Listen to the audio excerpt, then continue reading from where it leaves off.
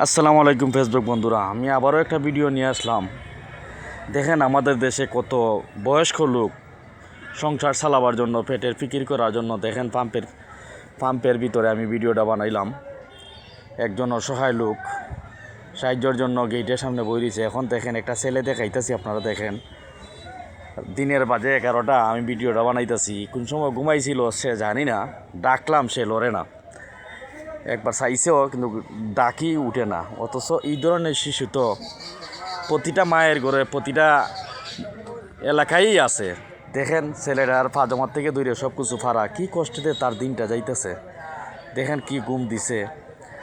আমরা আসেন ভাই, চেষ্টা করি দেশের বড় ভাই যারা আছেন এই ধরনের শিশুদেরকে যাতে ভালোবাসা দেওয়া যায়। কারণ এই দেখেন আরেকজন লোকের ভিডিও দিলাম, কি জাত লম্বা চুল দেখেন, আর কি একটা সিঙ্গা লাগাইছে পিছিয়ে আজমিরিগঞ্জে পাইছিলাম এই মানুষটাকে, কিন্তু হবিগঞ্জ ভাই আবার ভিডিওটা বানাইলাম।